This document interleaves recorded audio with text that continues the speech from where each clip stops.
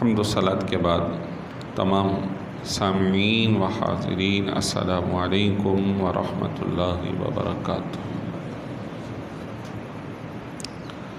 الحمدللہ رمضان المبارک کا بابرکت مہینہ ہمارے درمیان موجود ہے۔ آج رمضان المبارک کا پہلا جمعۃ المبارک۔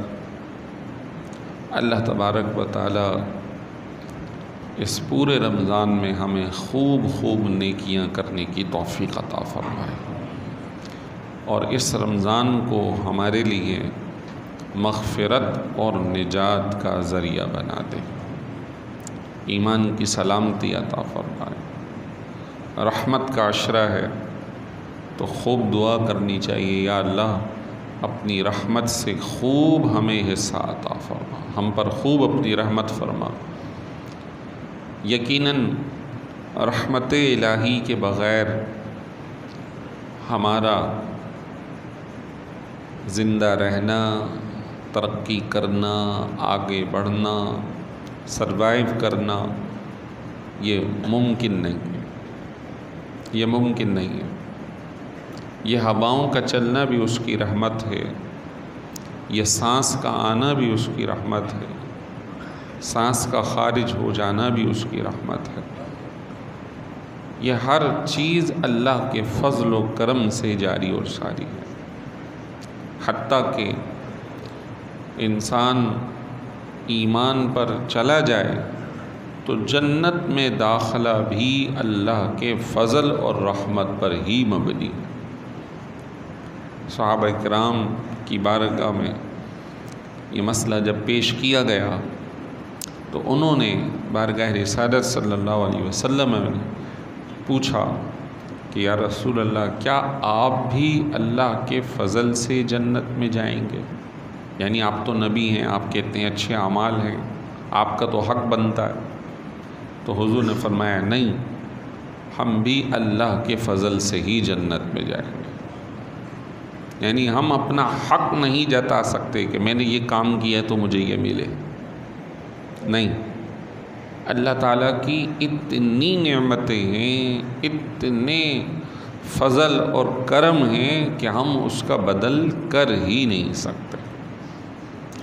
فرمایا وَإِن تَعُدُّوا نِعْمَةَ اللَّهِ لَا تُحْصُوهَا، اگر تم ہماری نعمتوں کو شمار کرو، گنو، تو تم گن نہیں سکتے، تم گن نہیں سکتے، اتنی رحمتیں ہم نے تمہیں دی۔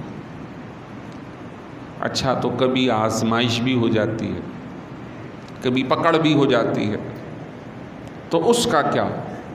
تو اس کو بھی بیان فرمایا، ما اصابکم من مصیبت فبما کسبت ایدیکم ویعفو عن کثیر، جو تمہیں مصائب اور مشکلات کا سامنا ہے یہ تمہارے اپنے کیے ہوئے اعمال کا نتیجہ ہے۔ کتنے اعمال تو ایسے ہیں جو ہم نے تمہیں معاف کر دیے۔ یعنی اگر سب پر پکڑ ہو تو یقیناً یہ زندگی مشکل ہے، اس پر پھر مستزاد، اس پر پھر مزید یہ کہ اللہ ہمیں بخشنے کے مختلف موقع عطا فرما رہا ہے، گویا اس کی رحمت بہانے ڈھونڈ رہی ہے کہ کسی طرح ان کو بخش دیا جائے۔ اس کی رحمت موقع فراہم کر رہی ہے کہ یہ کام کر لے تو میں اسے بخش دوں، یہ کام کر لے تو بخش دوں، یہ کام کر لے تو بخش دوں۔ اللہ اکبر۔ اللہ تبارک و تعالی چھوٹی چھوٹی نیکیوں پر بڑے ثواب عطا فرما رہا۔ فرمایا کہ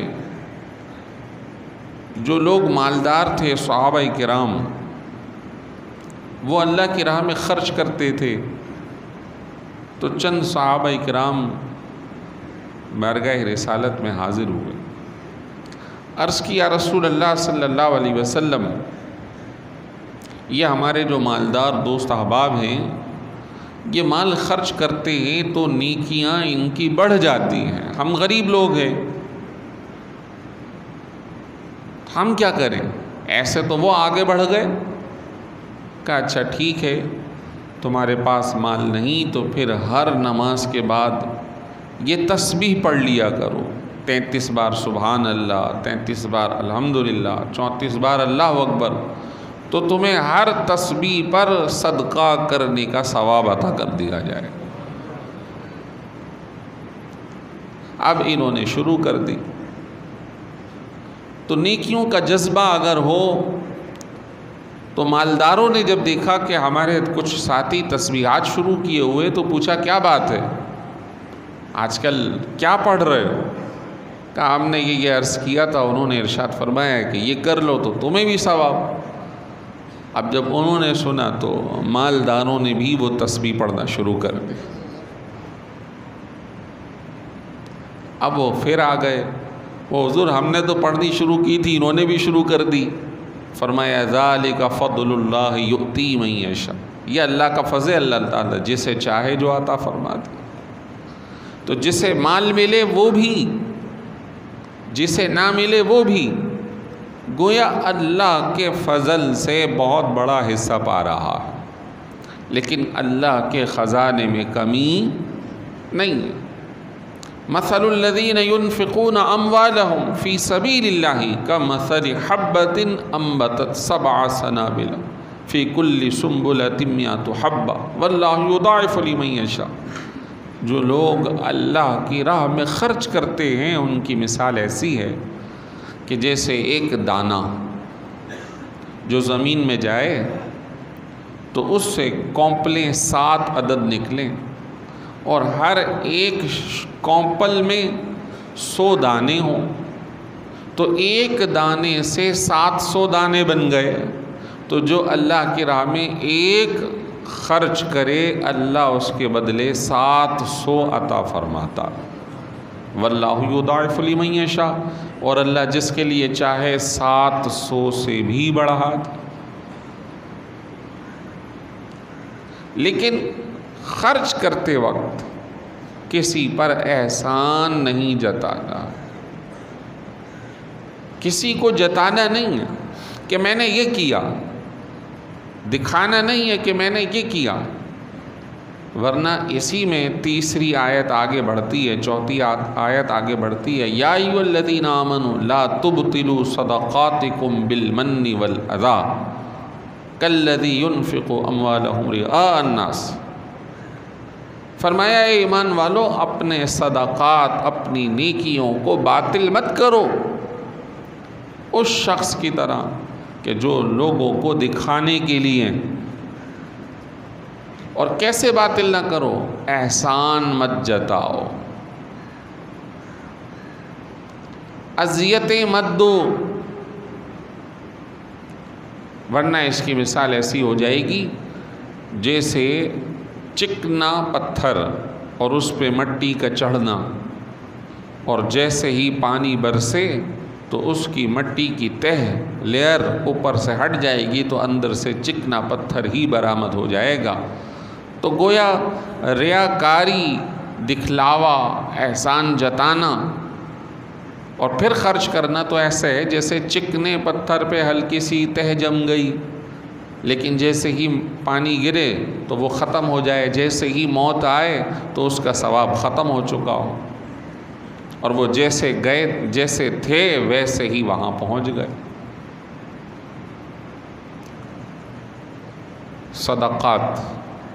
صدقات کی 2 قسمیں ہیں، ایک نفلی ہے اور ایک واجبی ہے. نفلی صدقہ مالی، تسبیحات، کسی کو اچھی نصیحت کر دینا، اچھی بات بتا دینا، اچھا مشورہ دے دینا، تکلیف دہ چیز کو دور کر دینا، حتیٰ کہ راستوں سے کوئی چبھ جانے والی چیز، حدیث میں کانٹا، کوئی وہ بھی ہٹا دے، کوئی کیل پڑی ہے وہ ہٹا دے کہ کسی کو تکلیف نہ ہو، شیشہ پڑا ہے وہ ہٹا دے. تو اس تکلیف دہ چیز کو راستے سے ہٹانے پر بھی اللہ صدقہ کا ثواب عطا فرمائے گا۔ یہ اللہ کی رحمت کے مختلف ذرائع ہیں یا راستے ہیں یا طریقے ہیں کہ اللہ چھوٹی چھوٹی چیزوں پر بخش رہا۔ ایک شخص کا تذکرہ حدیث میں موجود ہے کہ اسے پیاس لگی، کہیں جا رہا ہے بیابان میں، پانی نہیں، تو پہلے زمانے کے اندر لوگ جگہوں پر کنویں کھدوا کر چھوڑ دیتے تھے۔ اب جب وہاں گیا تو کنویں میں ڈول نہیں ہے، تو یہ بندہ خود اندر اترا اور کنویں سے اندر ہی پانی پی کر سیراب ہو کر باہر آ گیا۔ جب باہر آیا تو دیکھا کہ ایک کتا ہانپ رہا، سوچتا ہے کہ شاید یہ بھی پیاس کی اس شدت کو پہنچ گیا ہے کہ جس کو میں پہنچا تھا، میں تو کنویں میں اتر کے پانی پی کے آ گیا، اب اس کا کیا؟ تو پہلے چمڑے کے موزے لوگ پہنا کرتے تھے، تو وہ چمڑے کا موزہ اس نے اتارا اور دوبارہ کنویں میں گیا، بھرا، اور بھرنے کے بعد اس کو دانتوں سے پکڑ لیا اور پھر باہر نکلا اور کتے کو اس موزے کے اندر جو پانی بھرا ہوا تھا وہ پلا دی۔ حضور صلی اللہ علیہ وسلم کی حدیث مبارک کے مطابق اس عمل کی وجہ سے اس بندے کی بخشش کر دی گئی۔ بظاہر ایک جاندار کو پانی پلانے پر تو صحابہ نے عرض کی، یا رسول اللہ کیا ان کے ساتھ بہتر سلوک کرنے پر بھی اجر ہے؟ فرمایا ہاں، ہر زندہ کے ساتھ حسن سلوک پر اللہ تعالیٰ اجر و ثواب عطا فرمائے گا، کسی کو تکلیف نہ دے۔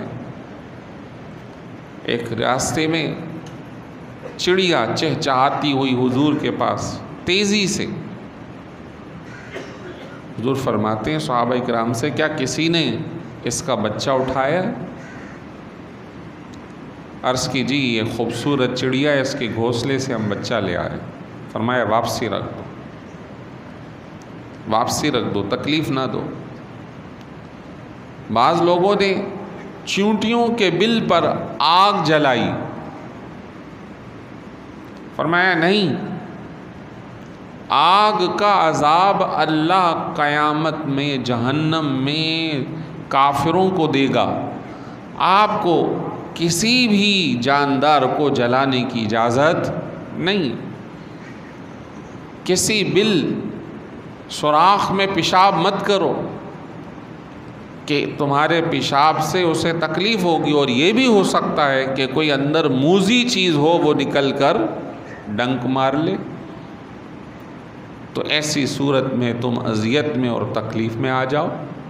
دیکھیے کتنی بنیادی باتیں، چھوٹی چھوٹی باتیں، لیکن بہت ہی زیادہ احتیاط والی اور صدقہ والی، نیکی والی، اجر و ثواب والی فرمائی۔ تو ایک صدقہ یہ ہے، اور ایک ہے واجبہ صدقہ۔ واجبہ صدقہ کے اندر مختلف صورتیں بنتی ہیں، اس میں سے ایک صورت ہے زکوٰۃ۔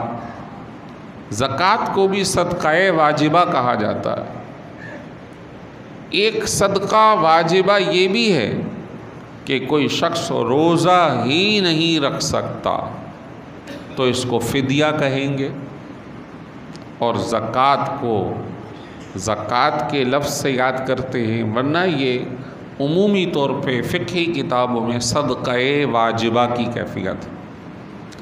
کسی نے قسم کھائی اور قسم کو توڑ دیا، پھر قسم کی اقسام ہیں، اس میں سے جس پر صدقہ لازم ہوتا ہے وہ مستقبل کی قسم ہے۔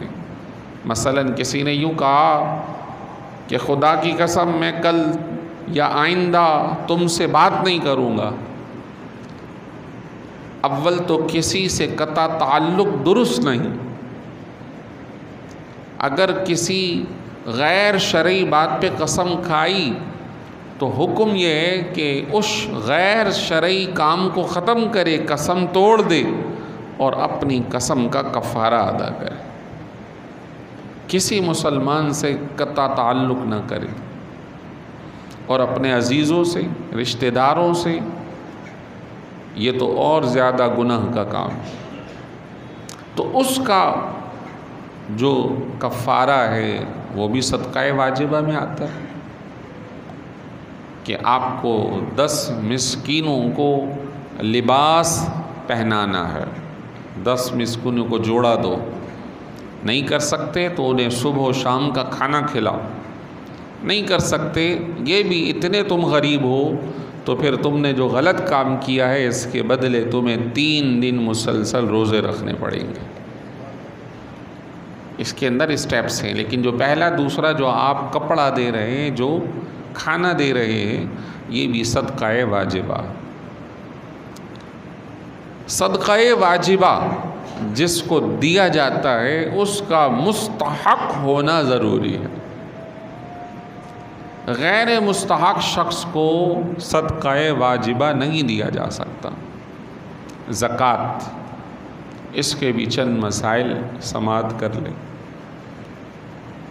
زکوٰۃ ہر وہ مسلمان عاقل بالغ جو صاحب نصاب ہو، جس کے پاس مالیت ہو. میں نے پچھلے جمعۃ المبارک کو بھی بتایا تھا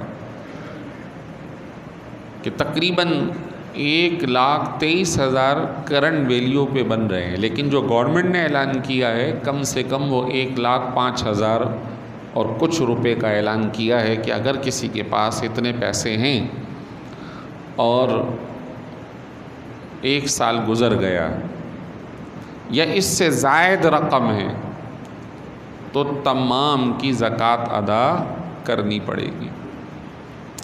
چند ایک مسائل جو آپ کے سامنے پیش کرنا سمجھتا ہوں کہ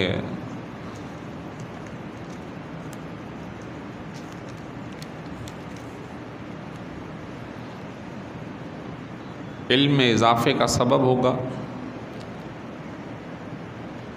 کسی شخص نے پیسے جمع کر رکھے ہیں حج کے لیے، حج کرنے کے لیے پیسے جمع کر رہے ہیں.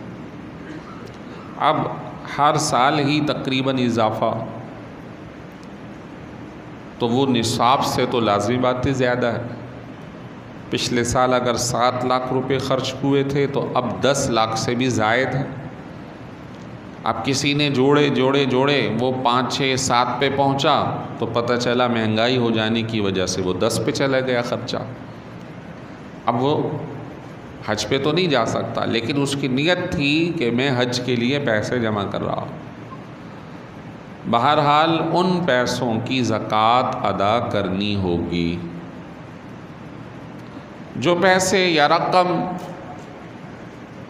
بیٹیوں، بہنوں، بچوں کی شادیوں کے لیے جوڑ رکھے اور وہ بھی اتنی مالیت یعنی 1,05,000 سے زائد رقم موجود ہے اور اس کو سال گزر گیا ہے اور اس میں مزید جوڑ بھی رہے ہیں، تو زکوٰۃ اس کی بھی ادا کرنی ہوگی. بہت آسان سا فارمولہ ہے. جتنی بھی رقم ہے آپ کے پاس اس کو 40 سے تقسیم کر دیں، ڈیوائڈ بائی 40. تو جو رقم نکلے گی وہ آپ کی زکوٰۃ ہوگی. 1 لاکھ کیلکولیٹر پہ لکھ کے 40 سے آپ اس کو ڈیوائڈ کر دیں تو جو رقم ہوگی وہ 2,500 نکلے گی. تو بالکل آسان طریقہ ہے. جتنی بھی رقم آپ کے پاس موجود ہے اس کو 40 سے تقسیم لگا دیں تو جو فگر آئے گا، جو نمبر آئے گا وہ آپ کی زکوٰۃ کا اماؤنٹ ہے. زکوٰۃ میں کیش جو آپ کے پاس ہے، جو آپ کے اکاؤنٹ میں ہے، جو آپ نے کہیں انویسٹمنٹ کر رکھی ہے کاروبار میں.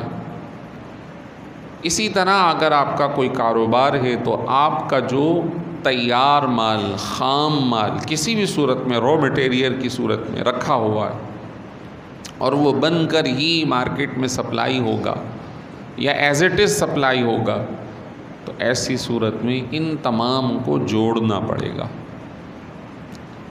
وہ مال جو آپ نے بیچ دیا اور کسی اور پر اس کی رقم چڑھی ہوئی ہے، وہ بھی آپ نے کاؤنٹ کرنی ہوگی زکوٰۃ کی مد میں۔ وہ مال جو کسی کو قرض دیا ہوا ہے، وہ بھی آپ کو زکوٰۃ کی مد میں کاؤنٹ کرنا ہوگا۔ وہ سونا زیور جو کہیں لاکر میں رکھا ہے، اپنے گھر میں رکھا ہے یا استعمال میں رکھا ہوا ہے، ہر دو صورت اس کو آپ کو جوڑنا پڑے گا۔ اب یہ تو وہ ہے جو جوڑنے والی صورت۔ اب اس میں سے مائنس کرنا ہو تو اگر آپ پر کوئی قرض ہے تو آپ اس کو مائنس کر دیں، آپ نے کسی سے پرچیزنگ کر رکھی ہے، اس کے پیسے آپ پر ڈیو ہے، اس کو مائنس کر دیں، تو جو بچ جائے گا اب اس مالیت کی زکوٰۃ ادا کرنی ہوگی۔ کاروبار مختلف ہیں، کوئی دال چینی چاول کا بھی کاروبار کرتا ہے تو اس کا کاروبار یہ، اس کا مال تجارت یہ ہے۔ کوئی پیپر بیچتا ہے تو اس کا مال تجارت پیپر ہے۔ کوئی کاریں گاڑیاں بیچتا ہے، اس کا مال تجارت وہ ہے۔ کوئی مکانات، فلیٹ، دکانیں بیچتا ہے اور اس کی اپنی چیز ہے، وہ سیل پرچیز کرتا ہے بیچتا ہے، پرچیز کرتا ہے بیچتا ہے، تو جو اس وقت اس کی کسٹڈی میں موجود ہوں گے وہ اس کا مال تجارت ہے، یعنی ہر ایک کا الگ ہے۔ ایک مسئلہ یہ ہے کہ بعض فیکٹریاں، بعض ادارے، بعض دکانیں ایسے ہوتے ہیں جن کے پاس مشینیں ہوتی ہیں، وہ چیزیں بکتی نہیں بلکہ ان سے بنا کر بیچے جاتے ہیں، یعنی اوزار، مشینیں، کارخانے۔ تو ان چیزوں پر زکوٰۃ نہیں ہے، ان سے جو پروڈکشن ہو رہی ہے، اس کو جو بیچا جا رہا ہے اس پر زکوٰۃ ہے، اس پر زکوٰۃ نہیں۔ بعض اوقات کچھ مال بطور گارنٹی رکھوایا جاتا ہے، جیسے کہ آپ بجلی کا میٹر لگواتے ہیں تو آپ کو کچھ پیسے، گیس کا میٹر لگوانا ہے کچھ پیسے، بعض اسکولوں کے اندر، یونیورسٹیز کے اندر آپ کو کچھ پیسے ایڈوانس رکھوانے پڑتے، اور بعض اوقات آپ کہیں کرائے پر جا رہے ہیں تو آپ کو ایڈوانس 1 مہینے، 2 مہینے، 1 سال بھر کے پیسے رکھوانے پڑتے۔ تو اس رقم جو آپ نے بطور گارنٹی رکھوائی ہے، اس کی زکوٰۃ کا مسئلہ کیا ہے؟ زکوٰۃ کے لیے ضروری ہے کہ جس کا مال ہو وہ اس کی ملکیت بھی ہو اور اس کے قبضے میں بھی ہو، 2 باتیں ہیں۔ اب یہ جو رکھوانے والا ہے، ملکیت تو اس کی ہے لیکن قبضہ اس کا نہیں رہا، وہ سامنے ادارے کے پاس چلا گیا یا کسی فرد کے پاس چلا گیا، تو اس وجہ سے یہ جو گارنٹی کی رقم رکھوائی گئی ہے اس پر زکوٰۃ نہیں، چاہے وہ لاکھ ہوں، 10 لاکھ ہوں، 20 لاکھ ہوں۔ جو گارنٹی کی رقم رکھوائی گئی ہے وہ آپ پر زکوٰۃ لازم نہیں۔ اچھا، جو لینے والا ہے اس کا، تو اس پر بھی زکوٰۃ نہیں ہے کیونکہ وہ مال اس کا نہیں ہے اگرچہ اس کے قبضے میں ہے، یعنی 2 شرط ایک ساتھ نہیں پائی جا رہے۔ تو اس مسئلے میں ذہن میں رکھنا ہے کہ یہ جو درمیانی مال ہے یہ زکوٰۃ سے مستثنی ہے۔ زکوٰۃ کا مال کسی بھی حقدار کو اس کی ملکیت میں دینا لازم ہے، اس کو جتانا بتانا ضروری نہیں، اس کو یوں ہی دیا جا سکتا ہے کچھ کہے بغیر، بس دیتے وقت نیت ضروری ہے، آپ کی نیت ضروری ہے۔